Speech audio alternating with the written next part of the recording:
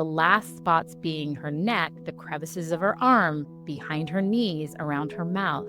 And so around 19 months, it was like watching my daughter become like aware of the world around her for the first time.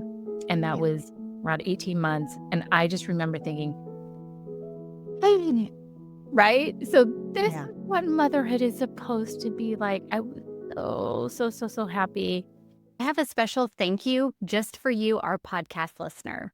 Right now, you can get free access to our most popular course and masterclass, How to Prepare, Support, and Respond to Your Child During Shots, Blood Draws, and Vaccines. You can also get access to how to use comfort positioning in pediatrics. These courses usually sell together for over $250, but we're giving it away to you for free. All you have to do is leave a written review for this podcast, Child Life on Call, on Apple Podcasts or Spotify. Give us a quick screenshot of your submitted review to podcast@childlifeoncall.com. Once we get your email, we'll send you the course completely for free. There are no strings attached, just our way of saying thank you for supporting the show and helping more parents find our podcast. Send us a screenshot of your review to podcast@childlifeoncall.com. That's PODCAST @childlifeoncall.com. Can't wait to get you free access to this course. Hello, my friends, and welcome back to the Child Life On Call podcast. I'm your host, Katie Taylor, a certified child life specialist, and I'm so passionate and so grateful that you're here. We want to make sure families feel seen, heard, and supported as they navigate healthcare. On this podcast, we come together to share parent stories, explore what it means to advocate for your child, and learn ways to help kids cope through medical experiences. Each share is a reminder that no parent should ever have to walk this journey alone. Today, you'll hear from Susanna Peace Lovell, an advocate, coach for disability families, and a mom to her daughter, Arizona. Susanna's story begins when Arizona was just 3 months old and her cries of colic did not get better, but actually worsened. And after countless doctor visits, tests, and months of uncertainty, Susanna learned that Arizona was allergic to more than 70 different foods. On top of that, Arizona was later diagnosed with autism spectrum disorder. She reflects on what it means to raise a child whose daily life is impacted by severe food allergies, and how she's found strength in trusting her gut, creating community, and ultimately sharing hope with other families. What I love most about my conversation with Susanna is how it highlights the power of perseverance and compassion, not just for your child, but for yourself. And I think you'll find her wisdom and experience comforting, whether you're navigating a diagnosis in your own family or simply wanting to better understand what so many parents go through. So let's dive in. Here's my conversation with Susanna. Hey everyone, it's Katie. We've started running ads through Libsyn to support this show. These are called programmatic ads. We do not pick each brand, but we can block categories that don't align with our values. Your support means the world, and this helps us continue creating great content, pay some bills, and hopefully upgrade our gear in the future.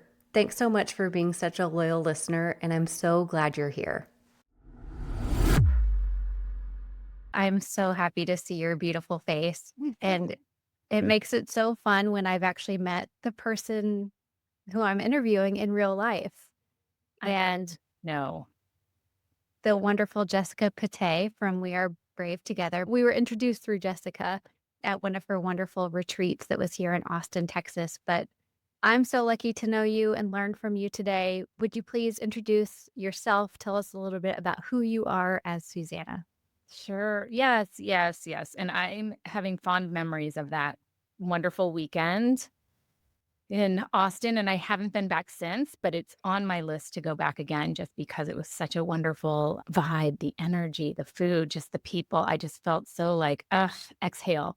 Los Angeles, where I live now, is a different kind of place. Yeah. It has its beauty and it has its, lovely views, and we're close to the ocean, and sometimes I'm not always exhaling here. Uh-huh.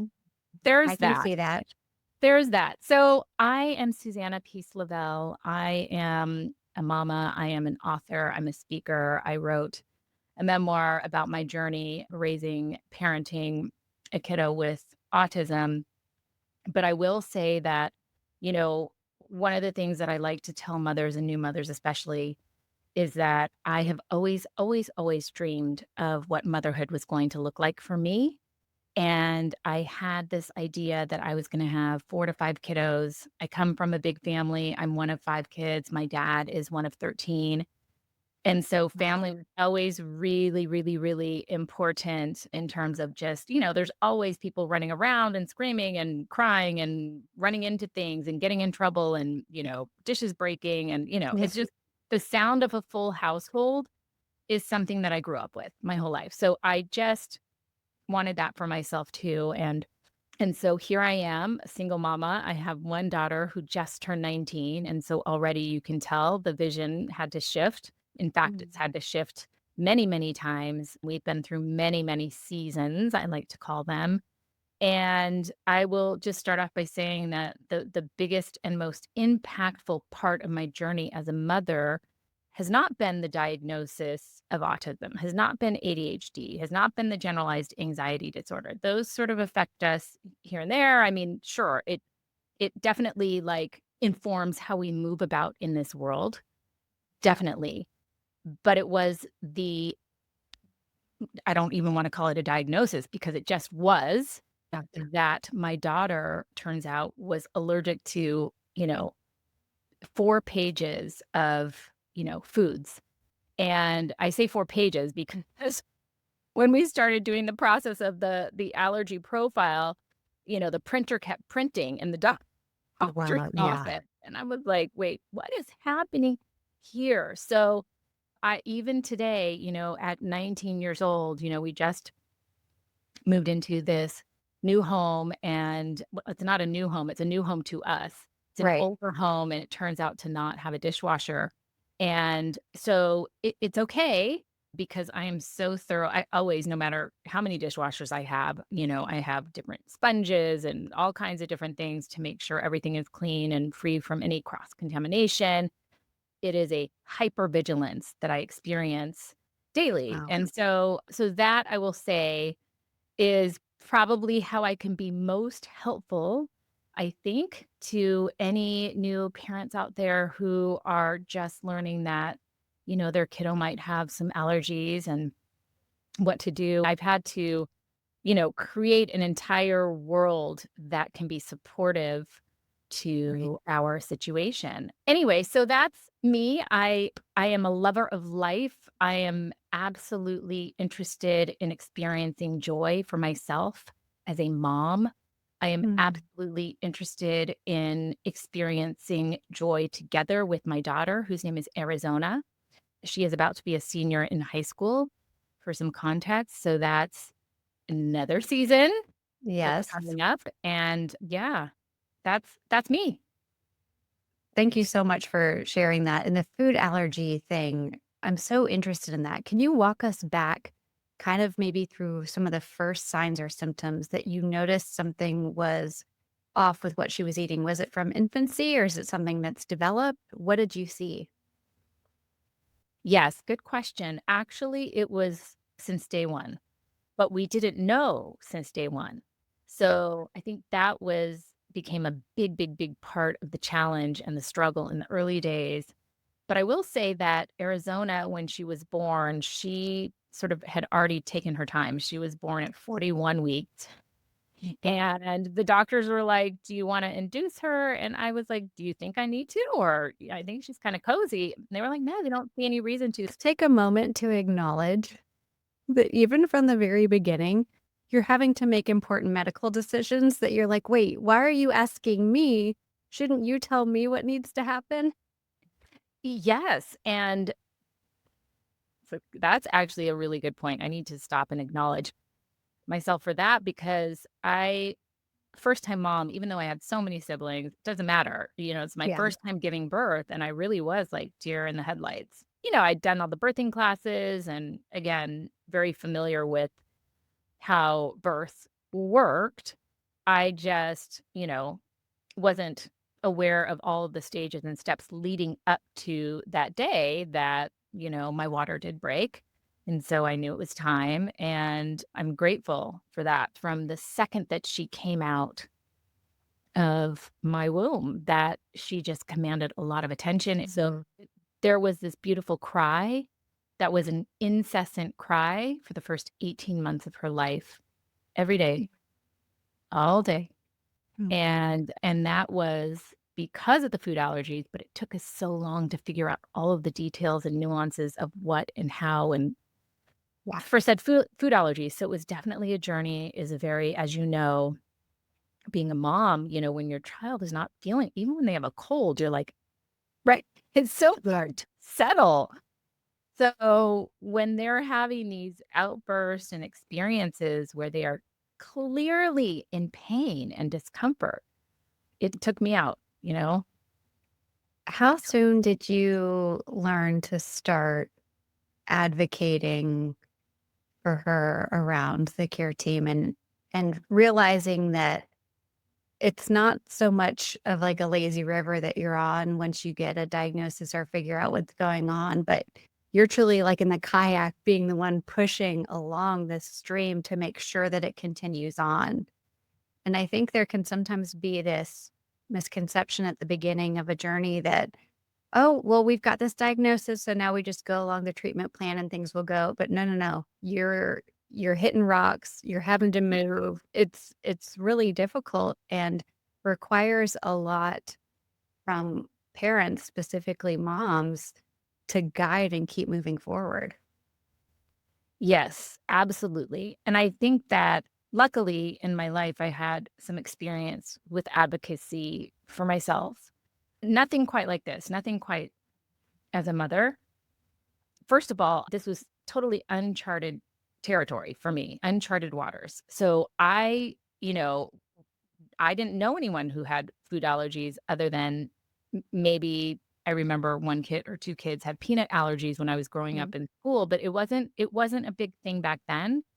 And so, none of my siblings had allergies, none of their kids had allergies. I was really just sort of reaching out for anything that could be supportive and helpful. And so I just, at first, since I didn't know it was allergies, it initially showed up as skin conditions, but also, again, the incessant crying. So something is Mm. going on. And so my pediatrician was like, oh, so normal. It's colic. It's the first 3 months of a child's life. Their digestive system is just, sort of getting stronger and stronger. So at 3 months, you're going to, you know, notice a significant change and you're going to be like, wow, how amazing, right? And I was like, okay, let me hold on, let me hold on, let me hold on. In the meantime, I'm breastfeeding my daughter exclusively. And I did know enough to know to ask my doctor, like, well, if she's colicky, what should I be eating? What should I not be eating? And so I had already cut out so many foods from my diet, like Mm. anything that could be like, I didn't drink coffee, but like if I had like chocolate, I cut out garlic, I cut out onions, I cut out all spices, I cut out dairy, I cut out just anything that I felt could cause more gas in Yeah. my breast milk going into my right. So at one point, I was eating just like ground turkey, unseasoned, and plain rice. I'm feeding her, I'm Right. sustaining her. Yeah. And still she continued to, have a lot of pain and discomfort. And, I remember I could never set her down. So I carried her for a very long time. I mean, I just wore her everywhere I went because she couldn't settle if she was just on her own. It's like she needed to be all wrapped up and soothed in order for her body to feel calmer or more comfortable, you Mm. know? It's really interesting when I look back on it now, but she was communicating to me in a way that was like, "No, no, no, mommy, I feel safe with you. Daddy, I feel safe with you." She used to sleep on his chest, face down, chest to chest. He would lay on Yeah. her back and that we found was it was the easiest way for her to calm and be at peace, you know? Didn't listen to the sleep trainers, I guess, because we were just like, "How can we just soothe our baby?" So, yeah, it was a long road of calling the doctor, calling the doctor, calling the doctor, and the pediatrician, I think he was just like, "Oh my gosh, this is like new mom syndrome," you know? Right. But she was developing rashes and eczema, like, around her mouth, ultimately, she was covered head to toe in eczema, and she was always, like, wiping her face, if I'm holding her, because 'cause I'm like, "That looks a funny movement." No, she was trying to scratch Yeah. her rashes, and so I had to put her in those little sort of, like, day play onesies where it's a zip up, there's footies, but it's, Yeah. like, not like a heavy sleeper, it's just like a day romper, you know? She wore those forever Yeah. because otherwise she would be in the stroller scratching her arms on the right? And everywhere. So it started off with, like, this skin presentation, this external presentation, and so, all the doctors, as some doctors do, like to treat from the outside in. And so there were all kinds of dermatology appointments and, skin creams and steroids and all kinds of stuff. And I was like, "Well, why is this happening? Is it something from the inside?" And they're like, "Well, let's go to a gastroenterologist." Did that. Really no help. They gave, like, drops for, helping digestion. So now you have the creams and the drops. And I'm like, "But why is this happening?" Fast forward, now we're past the 3-month marker, and Arizona's not calmer. She's Yeah. fussier than ever. The eczema is just, like, taking over her entire body, and that's when I was like, "Can you please help me?" Right? And Yeah. Yeah. they finally then referred me to an allergist. Yeah. And how old was she when you got that moment with the printer and 4 pages coming out? Oh, okay. So that was probably maybe month 8. It took a Wow. while. Like, we went to Yeah. multiple, initially, they wanna do, like, this scratch test where they prick the Mhm. baby with different, little drops of allergens and see if there's a reaction, but they couldn't find a place on her body that was clear enough to do the prick tests, right? Because she was Baby. covered in. Yeah. Yeah, yes, and so it was a lengthy journey, and we did blood tests and all kinds of things, and, finally, we get this list of, absolutely everything under the sun that she was allergic to, almost to the point where I was like, "Do I need to just put her on, like, amino acids or something, like, just to sustain her?" Because I don't What wanna can risk. she eat? Right. At this point, I had weaned her off my breast milk because I was like, "I'm so afraid of accidentally ingesting something that will go to her," and that was actually a really painful decision. Yeah. For me, felt like a failure. But one of the things that she showed that she wasn't allergic to, interestingly enough, was soy. So I put her on this soy formula at 8 months, and I cannot tell you how horrible that was for her. Like, her body was just riddled in discomfort. Finally, we go back to the allergist. I'm going there every month because I'm "Can you Yeah. check it for me?" And then at year 1, the allergist sort of kind of like, "Ah," casually was like, "Wow, turns out she's allergic to soy. I'm not sure how we caught that." Oh. Katie. Oh, hi. What did you say? Because all I she's eating was so. I'm like, "Oh my gosh." Okay. Oh, well, Yeah. so what do you feed her? So then I found this hypoallergenic formula called Nutramigen. I don't know if they still have it today. This is a very long time ago, people. It seems like eons ago, but yeah, so that ended up helping, and, Right?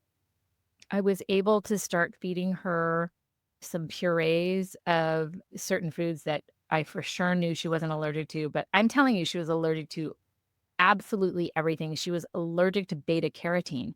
So anything that was orange, carrot, sweet potato, whatever, she could not have. She was allergic to white rice. So think about that. Like, I was like, first of all, we are, I'm half Asian, right? So we're this Asian family that cannot eat rice. Can't I was eat rice. kind of some kind of sick joke. When So was the first time you felt like you could take a deep breath in motherhood? I can tell you when I felt like I could take a deep breath in motherhood, and that was when she was about 18 or 19 months old. So at this point, she had been on the hypoallergenic formula for about 6 months, and just as her eczema had sort of appeared on her body, it started to leave her body. It was absolutely fascinating, you know?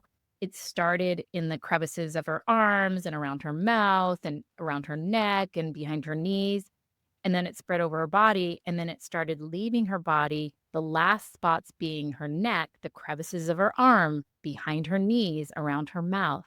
And so around 19 months, it was like watching, it was like watching my daughter become, like, aware of the world around her for the first time, and that Yeah. was around 18 months, and I just remember thinking, right? So this Yeah. is what motherhood is supposed to be like. I was so happy. I think I had a lot of, trauma stuck in my body, of course, Yeah. PTSD. Well, it's a long time of Yeah. being exposed to so much trauma and not sleeping and hypervigilance all of the time. Yes. Yes. And Oh, so yeah. then around 18 months is when Arizona probably starts to get exposed to more in the world too. Are environmental allergies something that you guys have to watch out for? Hallelujah. No. Okay. Well, no. Some animal allergies, yes. But Okay. in terms of just being out and about and pollen and leaves and, yeah, I mean, trees and stuff like that, no. Okay. So that's a big win. A very Just to big think, win. Gwen, how did you start then? You've did your diligence, you found out what she's allergic to, you found something that worked for her, and then she starts getting picky too, right? Yes, of course. Because she's a child and Right. we they're picky eaters, and then there's some I can imagine there were a lot of things you learned along the way. What are some pieces you could share with other parents who are navigating this severe food allergy journey who have picky eaters? What are some of the strategies that worked for you? Yeah, I will say that I don't know if this is a strategy, but trying to exercise compassion for your child in the Okay. moment, at the same time, compassion for yourself. Okay. So every time I say something that we need to maybe like have experience patience with our child, the same with ourselves. So it's a Mhm. parallel journey. It doesn't work if it's just one way. So, but that is a practice. And Okay. so that requires intention. And then, I hadn't yet been exposed to the world of occupational therapist until Arizona was diagnosed with autism, which was when she was 2.5. But I would say that, occupational therapists can be so supportive for, sort of eating experiences because we never know exactly what they're worried about. Is it the texture?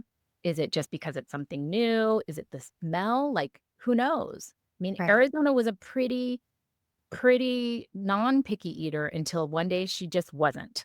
All of a Okay. sudden she was just picky. And, at this point I'm feeding her, beans and rice and, some fruits and some vegetables. And I could give her some chopped up meat and turkey especially she was okay with. Corn tortillas, she wasn't allergic to corn. So it was Yeah. just about finding the little things that were fine. I also used a lot of, again, this is a texture thing, so it would depend on the child, but I did give her a lot of pureed food up until she was much past the pureed food stage, Yeah. just because she was able to ingest that easier. So I guess another tip would be, block out the noise of the Yeah. feedback and the commentary and the stares around you. It doesn't really matter, you know, what your child is eating or not eating. It's just what's good for you both in that moment, really. Yeah. Because people are, oh, isn't she too old for that? He, right? And then, you get to share your story. Yeah, excuse me, my child has severe allergies, and we're just trying to ingest her with the nutritions that will help her in her development. And then they're like, oh my gosh, right? But it's a moment to, and not in a defensive, like, F you way, Right. but more Although like I'm sure sometimes it probably felt like that. And you have in my every right to in feel my that way. head, Katie, in my head, I had different words. And the words that were coming out of my mouth in those moments. Woo! And then also just practically speaking, like it was very hard for us to go out to eat, but every once in a while we wanted to have an experience. We didn't want to not expose our daughter to nothing. We knew that it would be okay to expose her to just being in a restaurant. But what we would do is bring her own food, obviously. We would bring these things called table toppers. I don't know if they have them now, but you just spread them across the booth on the table. So it's a clean service. And then I would take my Clorox wipes or whatever kind of organic wipes and wipe down the booths because, you know, without question, there would be a kid eating macaroni and Of cheese and touching course. the booth, right? Yes. And still, we still had, big outbreaks. And so I think we just kept trying, but took a break when we needed to take a break. I learned how to, I always knew how to sort of cook fine, but now I can really cook like gourmet just to get all the nutrients, the vegetables and everything. Today, Arizona's diet is she's so spoiled. She's like, "Mommy, I just need some of your gourmet cooking." And I was like, "You got it." I know. This morning she's like, "Mommy, can you make me some shrimp curry?" I use coconut curry. Dairy is, I think, going to be a forever Yeah. non-item. So, yeah, it's just learning to live a different way, you know? How did Arizona do with learning about her food allergies and what she was allowed to have, what she wasn't allowed to have, and understanding that point of view? So, when we can look back and sort of see the silver linings in this lifetime, I will say that Arizona's autism diagnosis actually was very supportive in terms of understanding her food allergy. She's a very, very literal child. And so if she knows something is bad for her body, your body wants to reject this kind of food. She's just like, you know, adamantly over the top an advocate for herself. That Yeah. being said, she wasn't able to communicate so clearly when she was younger, but just over time, as she would have a reaction, like her reactions would be, swelling, eyes swelling shut, mouth swelling shut. I don't know how many times I've taken her to the ER because her mouth swelled shut and I was so worried. And EpiPens, I still have EpiPens. Every 6 months, I get them renewed. They expire very easily. Fun fact, folks. Right. But I just would narrate through kind of what was happening. Your eye is swelling. Maybe a kid was eating a cheesy puff, honestly, and touched the ball over there. It could be that Wow. simple. And so I just kept saying things out loud, and whether she was understanding or not didn't really matter. I just kept talking about what was happening. And then, letting her know, like, you have your snacks and you have your food. I mean, to this day, she still has, I still make her bento boxes for school every day. And she knows that that's what she can eat. Ultimately, she was able to start drinking oat milk. And every time I would pour her, a cup of oat milk for probably like a 10-year time span, probably like 3 to 13, every morning, she would ask me, "Mommy, are you sure this is oat milk? Are you Mm. sure? Is this oat milk?" Right? And she will do the same thing whenever she walks into somebody's house, whenever yeah, it's been a long journey and I'm grateful. I do worry about what will happen when she's not in my house, right? And I Yeah. think that day will come. I don't know when, but I do think that she will be able to experience some independent living, and we'll just have to keep working toward that. I know from just kind of watching you from the sidelines and knowing you through Jessica that other moms and parents who are a part of your lifeline and having a community around you. Do you have any moms or parents that you talk with that are maybe 10 or 20 years ahead of you who have navigated food allergies this severely and independent living? Independent living in terms of autism, independent living in terms of anxiety, yes. Food allergies, no. And actually, that is now going to be my quest in terms of reaching out. I didn't even think about that. Because it's what you're offering now to families who are beginning, and let's find somebody. Hello? Anybody Oh, listening? yoo-hoo, let's send out the Susanna? please help me. Help.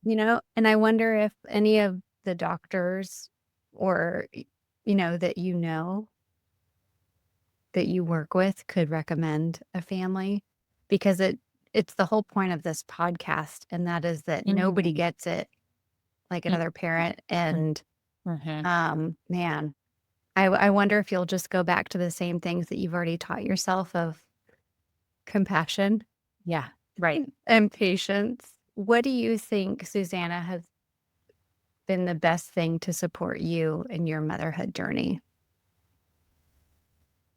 I would say finding my tribe, finding my people. I will say that honestly, I tell Jessica Pate this all the time, that finding We Are Brave together back in the beginning of 2020, so it's been over 5 years now that I've been a part of this community, that has been so supportive in so many different ways in terms of just knowing I'm not completely an island out here. No. And I also have beautiful friends, girlfriends, my family has learned along with me. And Yeah. so, I've set up pot and pans at my parents' house in Ohio, Okay. right? And these are Susanna's pans. Oh, that's a good tip.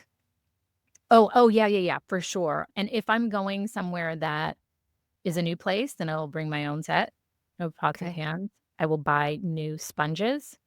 I will have, a system for doing the dishes. Even, when Arizona and I travel now, the best way we can travel is to an Airbnb. So there's a kitchen.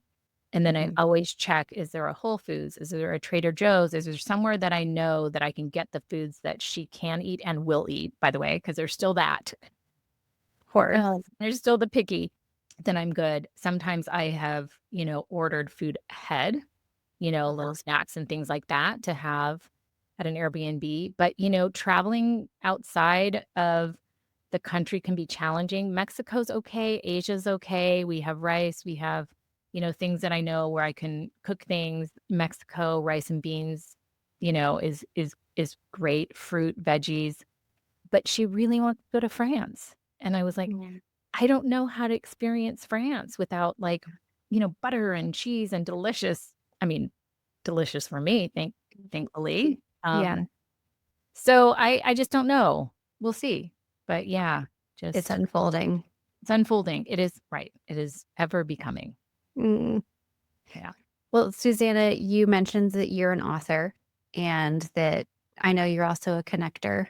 Where can people find info along with you as Susanna and also as Arizona's mom? Yeah. Yes, right. Both and. I have a website that sort of has links to everything, and it's just my first, middle, and last name.com. And I'm gonna say it, and then I'm gonna spell it for you all. It's Susanna Peace Lovell.com. SusannaPeaceLovell.com. And you can find a link to my book there, Your True Self is Enough, Lessons Learned on My Journey Parenting a Child with Autism. I also talk a lot about the allergies in there too, because that is, we cannot have a story with motherhood in Arizona without the allergies, ever present every day, top Absolutely. of top of mind. And then my book is also on Amazon. And then I am on Instagram at Mama Peace. That is MAMAPEACE. Another fun fact before we sign off is that my parents gave me the middle name Peace when I was born in 1974. So I just feel like they knew. They knew it was gonna need to be in your language every single day. Every day. Yes. Yeah. Well, I'm grateful to be in your orbit and to get to know you and learn from you and have hugged you, and thank you for it's not easy to go back to those early moments, that truly start before baby even arrives. Yes. And that's something I try to communicate, especially when we're in the hospital and a family comes in. And I'm like, the story goes before the story they're going to tell us today. That's right. There's so much before today that we need to acknowledge and appreciate in order to move forward. So thank you for doing that and sharing that with others. And I appreciate it. Thank you, Katie. As a parent, you want to be there for your child, especially when it comes to their health. But healthcare can be overwhelming and confusing. The good news is child life specialists are experts who help families navigate these challenges. But often our support is only in hospitals. So imagine if you had access to these valuable tools and resources all the time. You would be able to understand medical procedures, explain them to your child, and help them feel less anxious, which also makes you probably feel less anxious. So when your child visits the doctor, has surgery, or has a medical procedure, having the right information and support can make all the difference. You, the parent, can be prepared to answer their questions, calm their fears, and advocate for their needs. Child Life Specialist tools are ready to be in your hands right now through our app Support Spot. All you have to do is go to the iOS or Android store, type in Support Spot. We are giving all of our listeners on this podcast access to the app for just $19.99 for an entire year. You are going to have, I'm not kidding, 7 years worth of resources and support and information that we have been building at Child Life on Call at your fingertips. With these tools in your pocket, you can transform the way your family experiences medical care. Parents, you deserve to be informed and feel confident in your child's healthcare journey. And by having access to Support Spot, you can ensure that your child feels supported and understood no matter what medical challenges come your way. Head to the link in the show notes or go to your app store, type in Support Spot to download it today. For those of you who are joining us today, I am not a doctor. I'm not a therapist. I am a child life specialist. And the suggestions and tips and resources that I talk about with parents on this podcast may be great for you and they may not be right for you. So the most important person you can talk to about getting support is your care team, your doctor who knows your story and your child's story. So regardless of maybe what I mention or what other families mention here, we're not licensed therapists, we're not doctors. We're having a conversation about what the parenting journey has been like. So please keep that in mind as you listen today.